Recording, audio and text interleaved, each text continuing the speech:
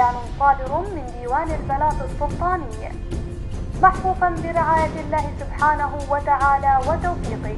عاد حضرة صاحب الجلالة مولانا السلطان قابوس بن سعيد المعظم حفظه الله ورعاه إلى أرض الوطن العزيز مساء هذا اليوم، مكللا بفضل الله ومشيئته بتمام الصحة والعافية بعد استكمال جلالته البرنامج الطبي بجمهورية ألمانيا الاتحادية. عاش حبيب الشعب للشعب بربه محروس، جميعنا ندعوك يا ربي احفظ لنا قابوس.